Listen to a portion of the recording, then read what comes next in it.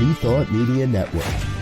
We are a global broadcast network of positive music, media, and entertainment, inspiring humanity's evolution along the journey of enlightenment and creating a world of love, peace, empowerment, and prosperity for all. New Thought Media Network. Positively inspiring.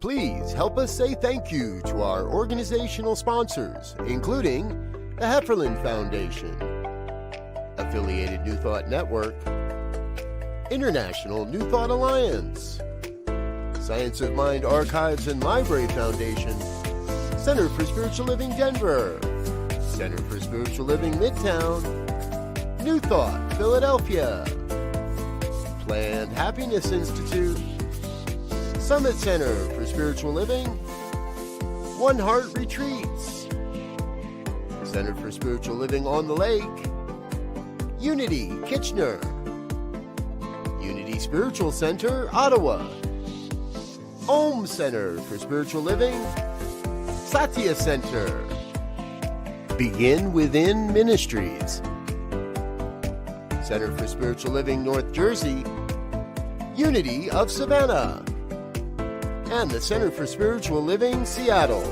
as well as all of our individual donors. Thank you for being part of the New Thought Media Network. Please like, share, and subscribe. New Thought Media Network, positively inspiring. New Thought Media Network is excited to present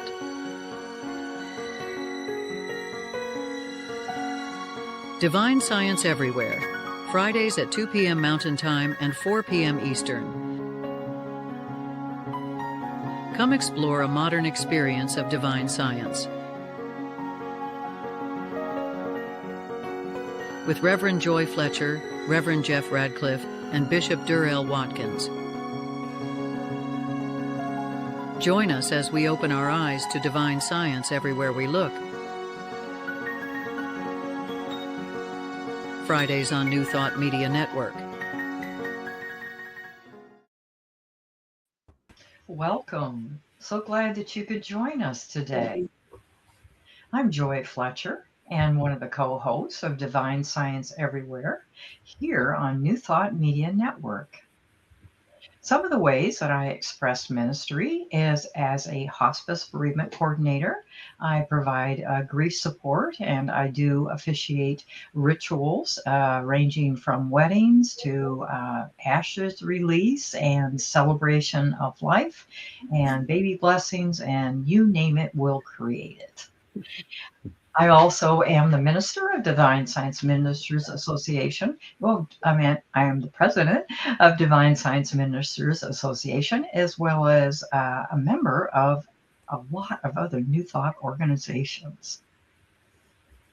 Hi, I'm Reverend Jeff, and I apologize. We don't believe in hell as a literal place, but if it is, I'm going there for laughing at Joy. Because when she said that she does weddings and then ashes release, I'm thinking, well, yeah, that's it. You know, that's the death of your life as soon as you get married. And I thought, don't be saying that. Don't be saying that. So I'm Reverend Jeff. Yeah, don't say it. But I said it anyway. I'm a rebel that way. I am also very pleased to be part of the show here. I get the supreme honor of introducing our guests, and in a little while, I'm going to introduce you to a lady who is absolutely fabulous, and I've got a couple of really interesting questions. I hope that you find interesting as well to ask her about horses. So we'll talk about that in a little bit. You'll find me on Facebook at Giati Ministries. That's Giati hyphen Ministries. And Giati stands for God is all there is, because I'd be a really poor divine scientist if I didn't push the omnipresence of spirit. I'm also on the board of directors of the Divine Science Ministers Association, as well as Divine Science Federation International. I'm a lifetime membership of DSFI, as well as affiliated New Thought Network and International New Thought Alliance. It is to my deep regret that I am not yet a life member of the Ministers Association, but I'm going to fix that in the coming year. So there you go. Welcome to Divine Science Everywhere. And I'm Durrell Watkins. I am an auxiliary bishop with the Global Justice Institute. I'm the senior minister of the Sunshine Cathedral, and I'm the current president of the Divine Science Federation International. And of course, I'm one of the co-hosts, and I get to play with this group every Friday, which is a great joy in my life. Speaking of joy, it's her turn to do Centering Moment. Right. How about that? We just have fun. All right. So this is a tradition every week that we take a few moments for a centering moment. So I invite you to be present right here, right now, in this moment. Let us settle into this moment. Perhaps you want to close your eyes or soften your gaze. Take a soft, slow, conscious breath in, and then release. And let's do that again. Landing right here in this moment. Release.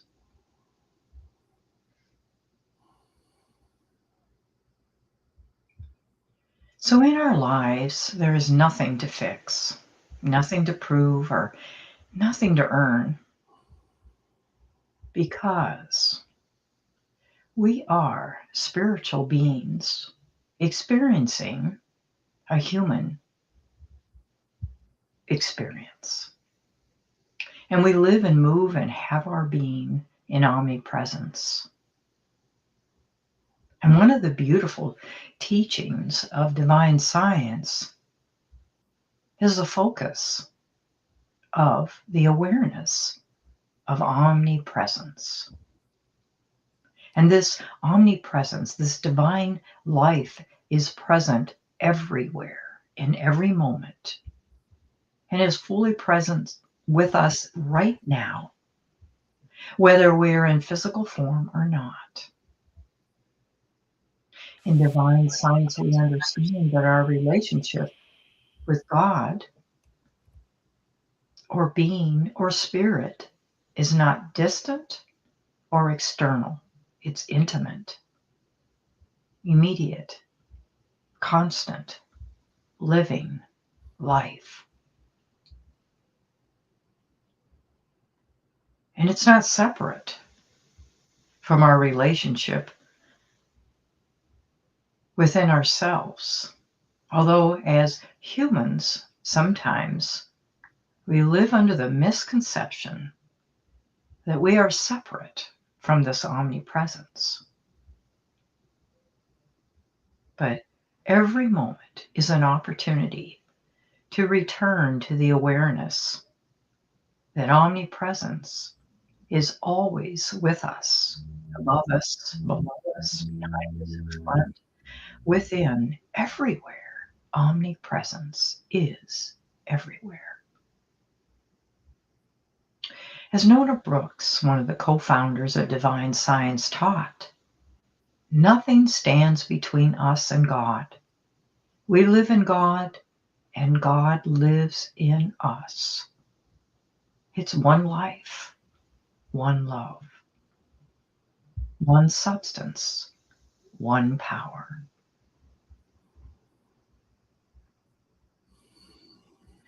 So if nothing stands between us and God, then there's no barrier that within us that must be removed. No flaw that disqualifies us, and no part of ourselves that is unworthy of love.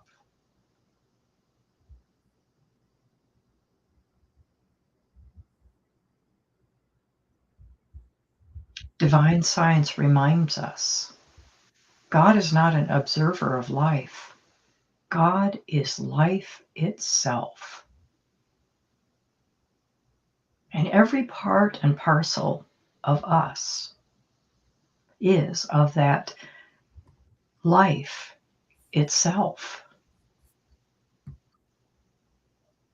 As Melinda Kramer wrote in Hidden Harmony, love is a universal healer. It knows no barrier, no separation, and gives or goes freely to all of us as the nature of God itself. Just think about that. Love knows no barrier, no separation, no judgment. If love is the nature of God and God is omnipresent, then love is present everywhere, including within every thought we have about ourselves. This is a holy realization. For when we judge ourselves harshly, when we withhold compassion from our own hearts, we are not failing spiritually. We are simply forgetting the truth of omnipresence. Judgment arises from the illusion of separation. Peace arises from remembering there is only one presence here.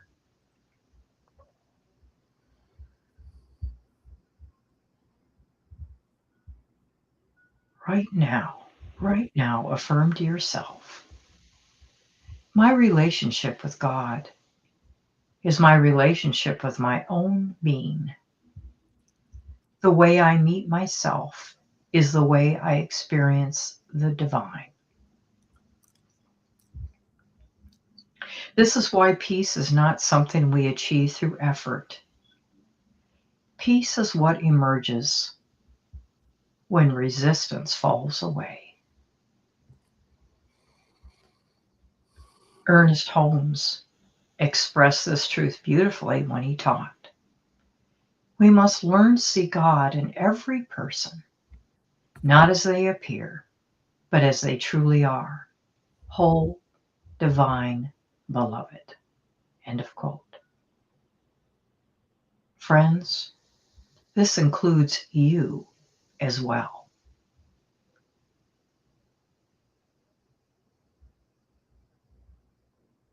Not the version of you that is perfect or polished, but the you that exists right now, breathing, sensing, becoming, experiencing God. When we see ourselves as whole, we experience God as loving. When we judge ourselves as broken, we imagine God is distant. And God has never moved. Omnipresence means there is nowhere God is not. There is no moment when God withdraws. There's no part of you untouched by love. So let us remember, I am not separate from God. I am not separate from peace. I am not separate from love. God is present. I am present. Peace is present. Love is present. And I am. So remembering that omnipresence is in all, through all, as all, and so it is. Amen. Thank you, Reverend Joy. That's always how we begin our show, is with just some centering and some reflection and some peace. That's always Good. If you like the show, and of course you must, like it and share it so that we can share not only these great conversations, but also these meaningful meditations with people all over. But what we want to share now is a word from our network. This is Divine Science Everywhere on the New Thought Media Network.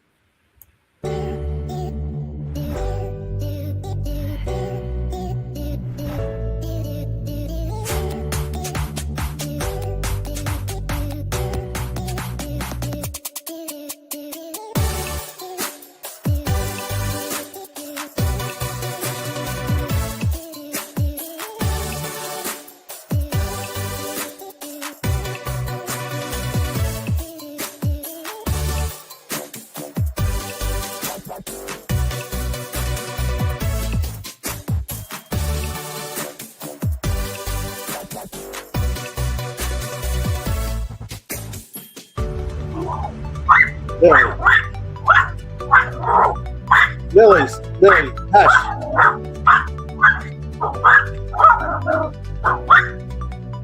Lily Rose, Lily.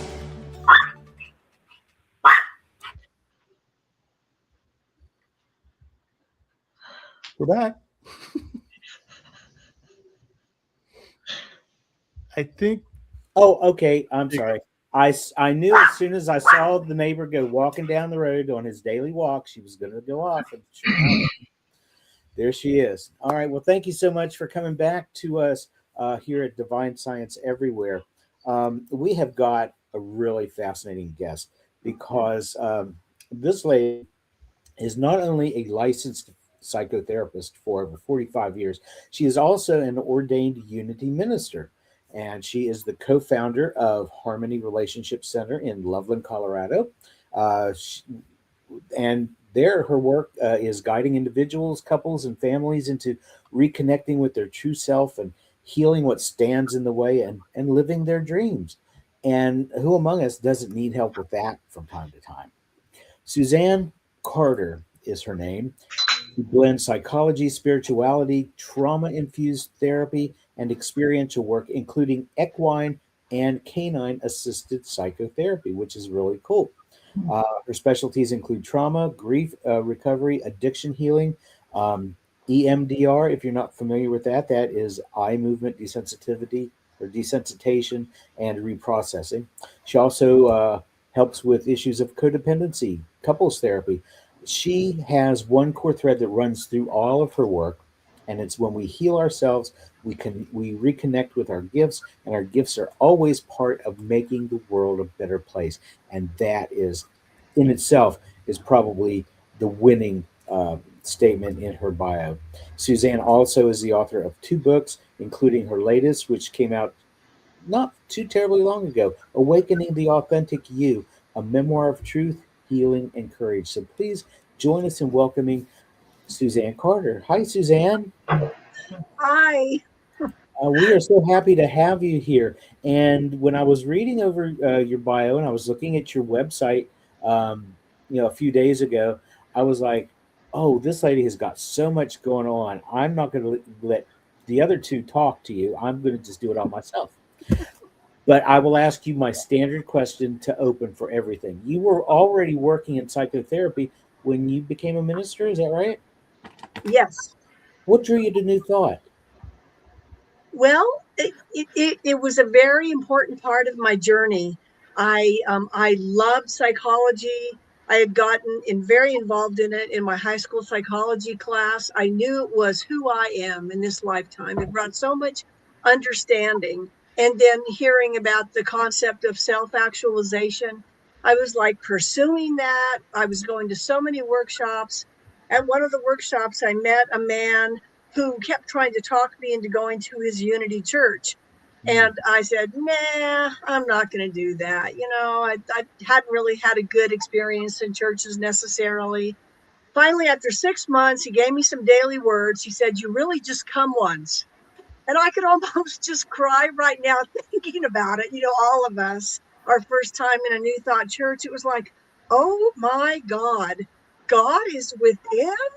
That was the, I'm surprised I'm having such an emotional reaction to that, but it was just it brought everything home. It was like, if God is within, then this self-actualization is possible, healing is possible, wholeness is possible.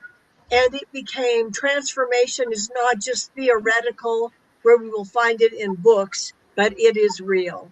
And so, I was the youngest in my ministerial class, and as soon as I got into Unity, like 6 months, I knew I was going to be a minister. But friends said, what you're terrified to speak to people, even 3 or 4 people in a group. And it's like, you know what, I'm sure that I'll get over that. Anyway, so I got into Unity. I became a Unity minister in 1986. Awesome. That is so cool. Some people know, some people don't. It's not a secret, but I have a master's degree in social work, a dual track, health and aging, and children and families. One of the really coolest classes that I had when I was getting that degree was one of our professors uh, rides horses, and she took us all out to the boarding where she had the horses boarded, so that she could demonstrate to us a little bit about equine therapy. Now, people who have dogs and cats know what their mental health is so much more improved when you've got, a pet. And for me, the horses were great, especially since I'm only 5'6". And she brought out this horse that was like 18 feet tall and had me, playing around with the horse, and everybody got to do, but to see him like running around the ring and just running right up and then stopping, knowing that if he kept running, he could hurt somebody, but he didn't. And how intuitive they are to our feelings. How did you find that? Because that is like an awesome therapy technique. Well, yes, you are very right. I love the way you described your experiences with the horse. Mainly what I would say about that is, well, how I found it. My former husband and I, we decided to move to Washington and the Seattle area. And like one day we had gone through one of those horrible coups that happens in a church. I don't know if anybody's heard of those, but anyway, so we were sort of booted out. We lost the vote by one. And anyway, so I went for a horseback ride, just on renting a horse nose to tail. And I came back and I was telling him, wherever we move, I'm going to use my inheritance and I want us to buy whatever we get. I need to get some horse property because I want to get a horse. And he said, what? So no, like, what? I didn't know that about you. And I go, I didn't either. And anyway, so I met a friend and she had 10 horses. She quickly enabled me to ride with her. And I had never really had a lesson, but it was wonderful. And then right away, she happened to hand me a flyer about equine assisted psychotherapy. And it was with EGALA, but now I am certified with ARCH, Arenas for Change. But the CEO of EGALA became the CEO. She created this new organization. Anyway, so long story short, I've been involved with doing equine assisted psychotherapy for 25 years. And horses are relationship masters. That's all that I really need to say about it. I've written an article about it that was published in a book, but the horses are so sensitive. And one thing about horses is that one reason they're relationship masters is because they have remembered that they need their herd to survive. Yeah. We humans do also, but horses know that at a deep level. And so that's what got me into it. Do you suppose that comes from them being prey animals? Well, Back exactly. in the day? Yeah. People often think, though, that means they're afraid. And what I say is that they are a prey animal as opposed to a predator, but they also know that their survival is in the herd, and how the herd is like so beautiful, and being aware of safety. And so yes, because they are a prey animal, their whole nervous system has evolved to help them know we need each other. But But you know what? As I said, we humans do also. Mm. And what a great way to make that connection and to show somebody who maybe has not had the best life up until then, and maybe has a lot of issues, and here's a horse that can come along and say, hey, you know what, we can do this. So kudos to you on that. Oh, thank you. Horses have the ability to, because they safety is important to them. They know what human is safe and not, and they act out an awareness of not being safe. And so if a human comes in to the arena, if I'm working with a client, and the horse is sort of backing off, and because that's what horses do, and the person often will say, well, how come they don't like me? And then right then the therapy begins. Tell me how you know that. And they'll say, well, the horse is moving away. And it's like, we talk about it a little bit. Mostly, what do you need to do within your own self to maybe let the horse know that it's okay to be near you? Awesome. Bishop, Joy? I'm just so absorbed in the story that questions aren't popping up. Thank you. Yeah, I don't have any, I don't have questions about that other than I need some questions about that. I grew up in a rural environment, had a lot of animals. There was a runt we had pigs, and there was a runt, and of course you're supposed to get rid of the runt, and I saved the runt, and she lived in a box by my bed, and I bottle fed her, and I washed her with shampoo, and whatever. Eventually she got big. I had to put her in the yard.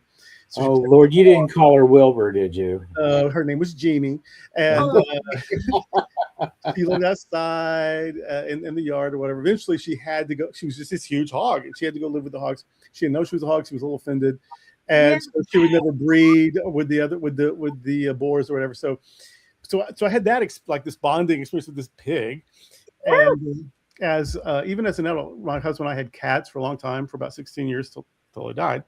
And whenever either one of us wouldn't feel well at all, they would sit on our chest and purr. That was their healing methodology. And we have a dog now. We've had her for 10 years, and she's the best nurse I've ever had. And so I've not ever officially done any therapeutic work with animals, but I think animals have done a lot of therapeutic work with me. They showed up just in ways that just unconditional love, and no matter the species. Oh, that's so beautiful. I love that story about the pig. As we know, pigs are very smart. They're part of the dog and bear family, I'm pretty sure, as far as species. But pigs are so smart, but they're also very loving. And that reminds me, I for about 15 years ago, I worked at an animal assisted organization in Denver before I moved to Loveland. And at this place, they had horses, of course, donkeys, cats, goats, and rats for the rat assisted therapy. And a few kids that I would take to work with, we're going to work with the horses. Not horses today. No. Okay, how about the donkeys and the goats? No, I want to go work with the rats. And the kids loved it. And this one little girl would let the rat go through her hair. Okay, you do it, Suzanne. And I go, I'm teaching you about boundaries. I'm drawing a line. But anyway, all animals really can. And so I love that story about your pig, though. It's so beautiful. Oh. The only problem I would have with the rats, and there for a while, I was part of different fancy rat groups and whatnot. I wanted to get some because they're very loving and they're very intelligent. I just don't like the idea of having something just poop on me with no warning whatsoever. And so I'm like, yeah, I think I'll keep. You ever met a baby? Yeah, I got one. I had one of them too, and so that was a nightmare. But but birds are this awesome. Yeah, like birds too. I often wonder about that. It's just natural. So we're all wired to connect. Yes. So no matter what species it is, whether it's a bird or a fish in a gold tank. My son had a goldfish. We had this amazing relationship with it, so I had a fish tank and the fish would play with me. like if I was watching them, they'd try to get my attention and they'd like dart about, and they honestly played with me. And I was super amazed to discover that. We had horses as a kid too. We had 5 acres, big pasture. And so my dad liked to ride, and, if he forced me to, I'd go long ride or whatever. It was just, I didn't care about it. But I did love this one horse in particular. And my family would get so angry because they'd come out and I would be on the horse. I'd saddle up and everything and just lie on it to read. And I would just be reading, and it would be so gentle. It would just let me do it. And then, of course, I'd unsettle and put it all away. But they were like, "Why are you just reading on a horse?" Because he lets me. That's so wonderful. I had a horse. I had her for 10 years. When I was with Egala, they partnered with a Thoroughbred Retirement Foundation and were sending quote unquote free horses to therapists to do the horse assisted therapy. Anyway, so, but the thing is, when my horse came to me, I told her, I said, I'm going to be the best mother I can be. I want to make sure that you feel safe and happy. She lived on a 1,000-acre ranch with 40 herd mates. That's why I boarded her. And maybe someday I'll ride you, maybe. And so what happened is this one trainer came out and was like, you need to ride her. And so she had me on Harmony. And the minute I got on Harmony bucked me off. And luckily I landed on my feet because I had learned this horse maneuver where you wrap your arms around their neck and you whip around, and I landed on my feet. It was shocking to myself. But I said to Harmony, you were listening to me and I told you I would never ride you unless you were ready, and you weren't. And so I never rode her. We would walk all over the ranch. So I love your horse story because people think about horses as riding them. And for me, there's just like so much more. That'd be like buying a car and just turning on the turn signals or something. It's like horses are just the essence of them. They're here to be healers and also help us in our own relationship to ourselves and therefore to others. When I was growing up, it was mostly cats and dogs, and that's how it's been my life. I'm more connected with small dogs. And, if you go to a special event and maybe, as a kid riding the horses that go around in a circle or whatever. And when I lived in Oklahoma, I lived in Sparrowhawk Village in Tahlequah, and there was a gentleman that had some horses there, and I, with one of my roommates, took a few lessons, and it was very empowering, to kind of master it, and I got to see where my learning edges were and where I was timid. And one time, my friend wasn't with me; it was just me on a horse, and the gentleman that was teaching us put me on, the more gentle horse, and everything was going fine until the neighbor's horse started to whinny, and I could see the ears move on that one horse, and then it decided to show off with me on it, and it started running and bucking and running and everything, and I could hear the teacher. And he panicked in his voice. He was calling the horse, whatever its name was, let's say Smokey, Smokey, Smokey, and he kept calling it. And I just kept doing whatever I did. And finally, I got the horse to stop. And the owner ran over there and grabbed the horse. And he was all blustery. And he said, I can't begin to tell you how impressed I am that you kept your cool. Well, I wasn't inside, but that horse would just, and so that taught me a lesson, and to watch the horse or anything. Not that I could do anything because I didn't know, but when I noticed the ears moving and things like that things were changing. Well, it sounds like you must have been the horse felt somewhat in tune with you because the way you were able to stay on is amazing. It's beautiful. It actually was quite miraculous, but and so I'm here today. Joy, did you ever go riding again after that?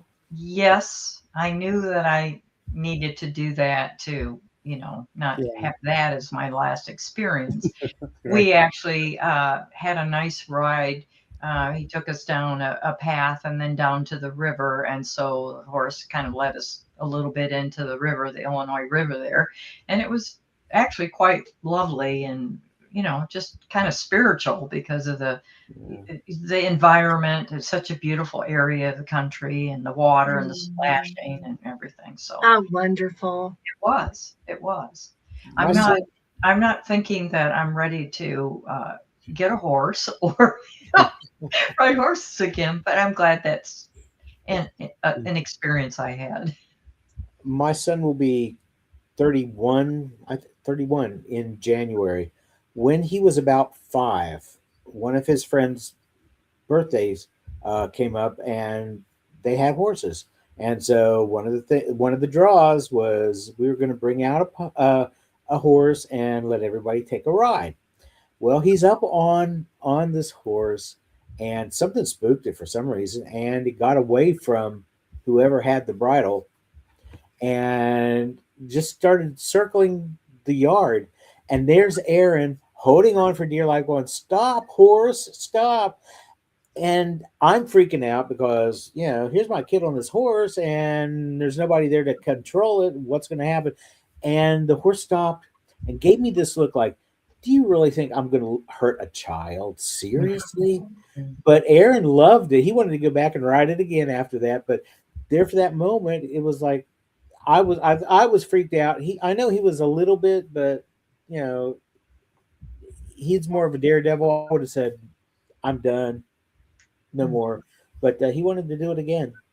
Well, horses are amazing. I would work with even 3-year-olds, 3 and 4-year-olds, teaching them how to circle harmony, on a lead rope.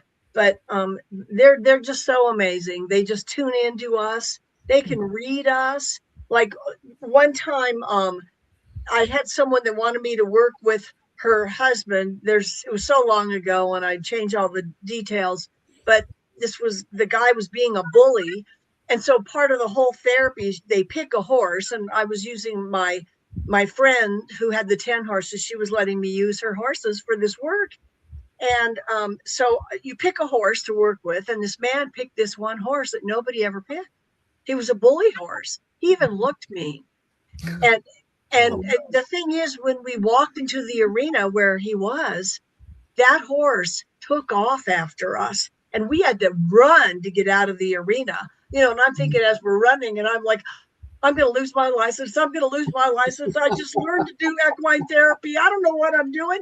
And we got out of it, and I said, "Oh, how was that for you?" And he said, "That was profound. How did that horse know I'm a bully?" Mm. And therein the therapy began, and he worked with this horse, and the horse would soften, he would soften, and he graduated, and he was no longer a bully. That's wonderful. And to acknowledge that he saw that in himself. Yeah, That's great. That's that's great. great. Like Now, when I was going to say, I know that you have also help people through grief. Mm. So what are some of the ways that you do that? The horses, and what other ways do you do that? well, I'm just so glad you mentioned that, because in my current business, the Harmony Relationship Center, I think I'm going to have a major focus on grief. Mm. My sister, the way I got into grief was my sister died in 2002. And in my childhood, I was the overachiever. Anybody that remembers the cartoon Mighty Mouse, Here I Come to Save the Day, I was that. I learned that I was more the hero. Well, my sister, the only place she could go was to be the rebel. And so that's just what she did. She was always a rebel. I had to try to the perfect overachiever in every way. And my sister would say to me, "I'm having a lot more fun with my life than you are."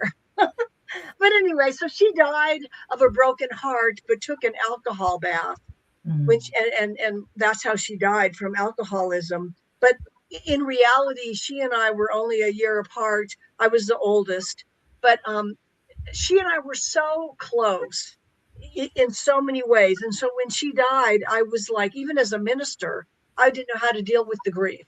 So I called a former therapist and he said, Suzanne, get this book, the Grief Recovery Handbook. It'll change your life and everything about it.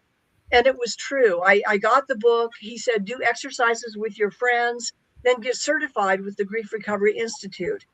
But about grief, what I've learned is that almost every issue that we may have often begins with a loss. Yeah. And as humans, we don't know how to deal with loss and grief very well. The Grief Recovery Institute research showed that word grief is the worst. It's the word that people hate the most, even more than the word death. And so, but I love it because I do weekend workshops on this method, the grief recovery method. I love it. And so anyway, I don't know if that answered your question or not, Joy, but I love that work so much. When I do funerals, I officiate for funerals. I guess we don't officiate for funerals. Lead a memorial service. I love it because it's such an opportunity to be so fully present to people in that emotion of loss and grief. As you know, I think too, Joy, that grief, the definition of grief is the conflicting mass of human emotions that follow all loss. And so it doesn't mean that people think grief is sadness, but grief can be anger or fear or even, happiness. And one thing that, because of my dual ministry, as you also, Jeff, have a dual ministry, maybe we all have this, but the dual ministry of psychology and psychotherapy, one thing that I bring to everything is of emotional intelligence. That was one of my inner gifts that helped me survive as a child. But the fact that how important emotions are, and sometimes in New Thought, and I know it's not true in this group, I can tell, but we can have an allergy to feelings, an allergy to fear or sadness or anger. We call those negative emotions. We've talked about that on the show. Say what? We've talked about that on the show. Oh, beautiful. And the thing is, like Carl Jung, the famous Swiss psychiatrist, taught there's 4 ways of understanding our world: thinking, sensing, which is body knowing, intuiting, and feeling. All 4 are equal and important. And just in this lifetime, feeling awareness is one thing that I sort of bring to everything. And I have clients come and say, you mean it's okay to have all this deep sadness? And I go, of course it is. What happened? And, so I love it. I love emotional intelligence with grief. It's my favorite thing to do if I could only pick one. But I have too many things. I wouldn't want to pick that, but I love it. You touched on something that I was going to ask you about, and then I thought, no, I don't want to do that. But since you brought it up, okay. While I was in social work school, I was also taking ministerial classes.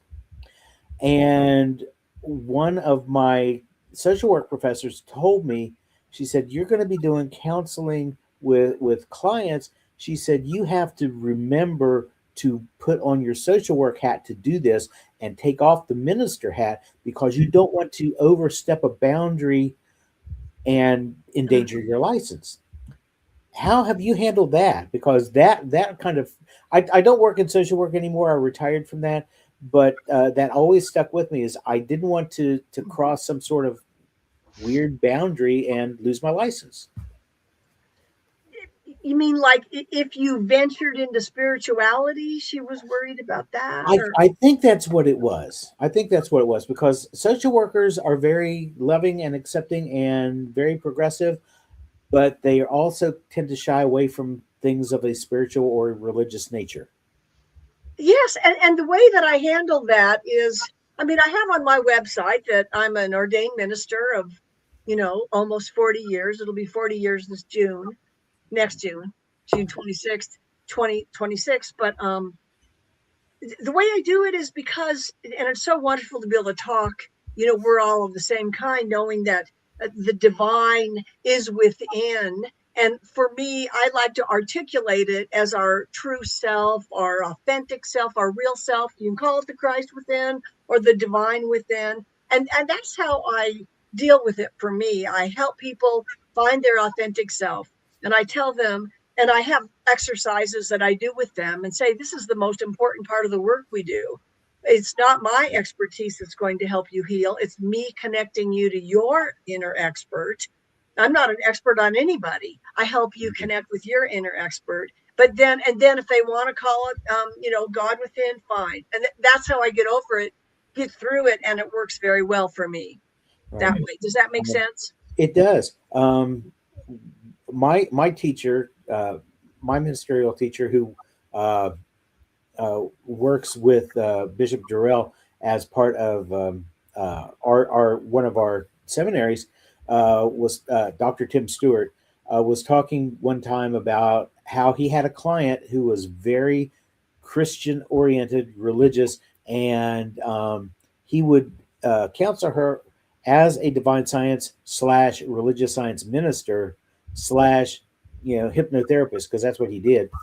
And when they would pray at the end, and he would pray an affirmative prayer, and at the end of it, she would go, "In Jesus' name, amen." And so he said, well, if that's what it takes to connect with her, because he wasn't having all that much success with her until he started ending his prayers with "in Jesus' name," and the woman thrived after that. And so that was pretty cool. Beautiful. Yeah. Charles Fillmore talked about that phrase being a way that some people tap into the consciousness of Jesus Christ. Charles Fillmore, would sometimes pray in the name and nature of Jesus the Christ or whatever. And he would talk about the psychological impact of that if you need it, have it. Oh, exactly. It's very, very, I agree with that completely. And so for me, and as we are, all of us here, and hopefully people tuning in, we know the importance of listening, just deep listening. And one thing I learned when I worked at Silent Unity, when I was, Unity's 24-hour prayer ministry, is that they were so worried they weren't going to hire me because they were afraid I was going to try to do counseling on Silent Unity. And it's like, and I wouldn't have anyway. But what I learned was it was so beautiful just to be present and to pray with them based on the prayer request. It wasn't anything of my knowledge or what I think they should have, but being so fully present. And that's such an important part of life, to be present, like in mastermind groups. I've tried very much to be present to what people ask for, and sometimes I've had to say, no, I didn't ask for that. This is what I'm asking for. To be present to what people ask for. And the same with horses, the horse therapy, back to that.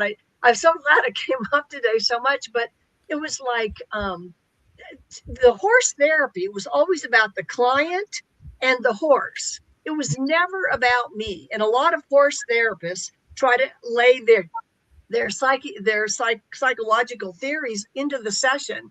And no, you don't need to. It's between the horse and the client. And I don't need to project myself onto them or have an agenda. And so I've really been able to learn that through the different ways I've tried to heal myself and others. Wonderful. Well, we only have an hour, and you have got so many other credentials that we need to explore. I'm going to put you on the spot, and don't feel special because I've done it to other people, and say, will you please commit to coming back on our show so we can explore things like the eye movement desensitization. I can't say that word. The EMDR, and the other thing that came up that really caught my eye was your spiritual intelligence coaching. So please come back so we can talk about that. I would love to. That's so wonderful. Whenever you want me to, I'll be here. Okay. But we do owe it to you to address your book, Awakening the Authentic You, because that's really recent. And tell us a little bit about that. I know for me, authenticity has been an issue. the past few years. I'm finally coming around to the fact that it's okay to, maybe drop a profanity here and there or tell a little off-color joke. And people are like, "You're a minister?" Yeah, and yeah. I'm not your typical Christian, so don't put me in there. So yeah, talk to us about your book on authenticity. Well, I'll do that. So like 2.5 years ago, a massive nuclear bomb went off in my life. That's what it felt like when my former husband of 39 years decided to leave. I don't need to get into the whys or whatever about it, but it was obviously, I've mentioned just briefly, I've done a lot of healing, just lots. It's just who I am in this lifetime. If I'm dealing with something, I want to heal it so I can also help my clients, but more for me. When he left, it was, I sometimes didn't know if I was going to make it or not, but after 1.5 years of doing healing, because we had moved, I left my practice of 20 years because we were going to start a new ministry. Anyway, I am here to say that the loss affected me on so many levels. And so I did what I do with my clients. Well, it's what I've always done: connect deeply to who I am, the authentic self, heal ways of connecting deeply within. And most of my friends could not handle it, so they went away. So it was mostly me and my dog and doing this deep healing work. But that's what led me to write the book, because so many people, we go through big things, I mean, this may have been the biggest loss that I had experienced because it was on all levels and it was shocking. But we go through stuff, and sometimes people don't know they can heal from these things. Mm. And again, the key is always first turn within Thank you. and do that. And so that's what I've been doing. And that is what the book is about. And just as a little caveat on that, some people have said, "Why would you share so much stuff?" And I go, well, that's what a memoir is for, to express what you've done. And ideally, not all memoirs do, but it's like to express how to heal. And so that's what it's about. And so that's why I wrote it. Thank you very much. I hate to interrupt, but we do have a commitment to do 2 cutaways per show, and we're almost out of show. So I just need to remind everyone, this is Divine Science Everywhere on New Thought Media Network.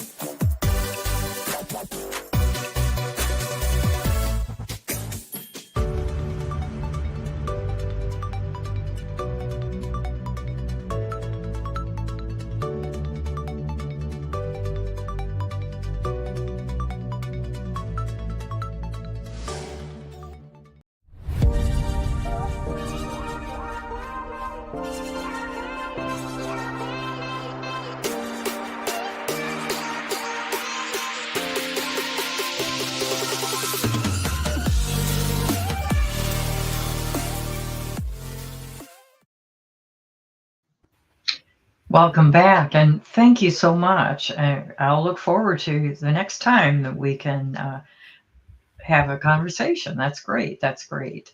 Super. Thank you. Thank you so much. Well, next week, the 3 of us, the 3 co-hosts, are going to discuss metaphysical interpretation of the Christmas season. So be sure to join us to learn a little bit more about divine science and metaphysics as we discuss that. And then the Friday after Christmas, we're having a replay. One of our favorite guests, Dr. Raymond Anderson, will be the replay. And then the 3 of us on the first Friday of the new year are going to talk about new beginnings, metaphysically, divine science, and maybe talk about some goals. So we'll look forward to seeing you, and be sure to return. And you can watch us on YouTube, Divine Science Everywhere, on the New Thought Media Network. Bye, everybody. Hi, everyone. Thank you, Suzanne. Thank you. Very much. Delightful guest. Thank you. New Thought Media Network. We are a global broadcast network of positive music, media, and entertainment, inspiring humanity's evolution along the journey of enlightenment and creating a world of love, peace, empowerment, and prosperity for all. New Thought Media Network. Positively inspiring.